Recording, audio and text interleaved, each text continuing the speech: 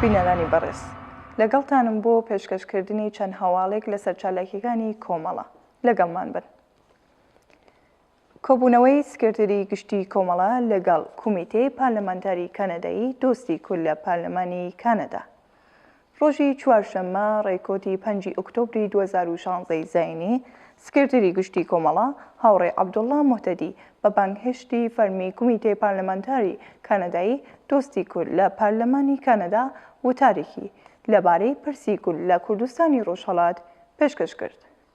هاوڕێ عەبدوڵڵا موحتەدی لە وتارەکەیدا باسی لە 37 ساڵ خۆڕاگری و شۆڕشگێڕانەی گەلی کورد لە بەرامبەر سیاسەتە چۆسێنەر و دژەمرۆیەکانی کۆماری ئیسلامی ئێران کە بە قۆناغە جیاوازەکاندا وەکو بربەرەکانی چەکدارانە بە پانتایی کوردستانی ڕۆژهەڵاتدا تا بەڕێوەبردننی شێوازی جۆرە و جۆری خەباتی مەدەنی لەوانە سیاسەتی هەڵاواردنی ئابووری و سیاسی کوشتاری کۆڵبەرانی کورد لە سنوورەکان بە تاڵانبردنی سامانی مێژوو ژێرزەمینی کرد. هاوڕێ عەبدوڵڵا موحتەدی لە درێژەدا ئەوەیشی وت بەڵام لەگەڵ هەموو ئەوانەشدا کوردستانی ڕۆژهەڵات درێژەی بە خەبات و خۆڕاگری خۆی داوە. لە کۆتایی سکرتەری گشتی کۆمەڵە سوپاسی دەوڵەتی کانەدای کرد کە لە ڕووبەڕووبوونەوەی دژ بە داعش یارمەتی سەربازی و مرۆڤی پێشکەش بە حکوومەتی هەرێمی کوردستانی کردووە.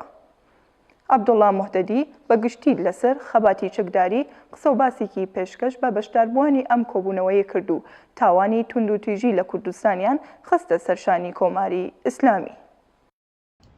ئێمە بە تایبەتی پرسێکمان نەهێنا ئارا لەسەر خەباتی چەکداری بەکردن و نەکردن دیارە وەکو مافێکی گشتی باسمان کرد و تاوانی توند و تیژی لە کوردستانی ڕۆژهەڵاتمان بە حەق بە دروست خستە ئەستۆی کۆماری ئیسلامی ئێران پێشێلکاریەکانی مافی مرۆڤمان هەم بە گشتی تا ڕادەیەک لە ئێران بەڵام بە تایبەتی لە کوردستانی ئێران هێنا ئاراوە مەسەلەی ئیعدامەکان مەسەلەی گرتنی خەڵک و ئەشکەنجەکردنیان مەسئلەی تەقەکردن لە کۆڵبەران مەسەلەی بێمافی کورد هەڵاواردنەکانی بۆ خوێندن بۆ ئیقتیساد بۆ سیاست هەموو ئەوانەمان بە وردی هێنا ئاراوە هەوڵماندا تەسویرێکی ڕووناکتر و واقعیتر لە کوردستانی ڕۆژهەڵات لە پێشکەم لە بەردەم ئەم پارلمانتارانەی کانادا لەبارەی کوردستانی ڕۆژهەڵات و پێشێلکاریەکانی مافی مرۆڤ بدەین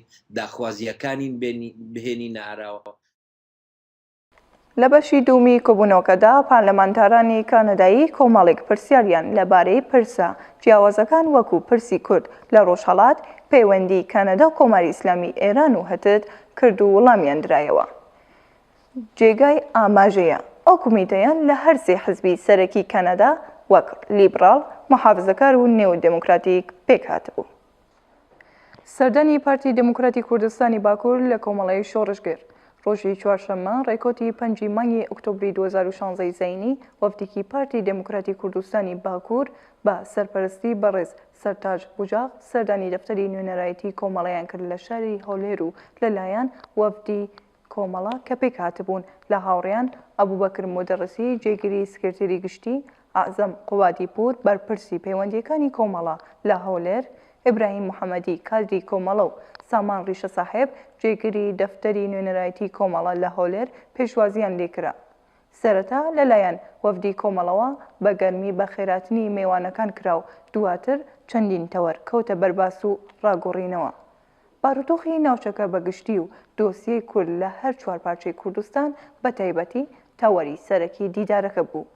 سەرەتا هاوڕێ ئەبوبەکر مودەڕسی لەسەر بارودۆخی سیاسی و کۆمەڵایەتی کوردستانی ڕۆژهەڵات و ڕۆڵ و کاری لایەنە سیاسیەکان و بە تایبەتی کۆمەڵە راپۆرتێکی ئاراسی وەفدی پارتی دموکراتی کوردستانی باکوور کرد. ناوبراو بە ئاماژەدان بە سیاسەتە نیگەریستەکانی کۆماری ئیسلامی و هەڵسوکۆتی لە ناوچەکە لەسەر ڕووداوەکان ڕۆڵی ئەم ڕژیمەی لە هەمبەر دەستێوەردانەکان لە ناوچەکە خستە ڕوو. تەوەری دیکەی دیدارەکە بریتی بوو لە پێداگری لەسەر یەکریزی و هاوخەباتی هێزی کوردستانیەکان کە خاڵی بەهێز و گرنگی ڕێگای ڕزگاری خوازیە.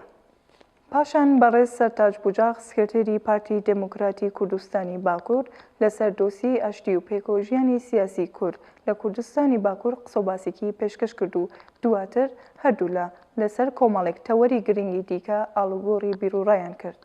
لە کۆداییدا هەردوو سەر لە نوێ لەسەر پەیوەندی زیاتر لە نێوان کۆمەڵی شۆڕژگەر و پارتی دموکراتی کوردستانی باکوور چەختیان کردەوە.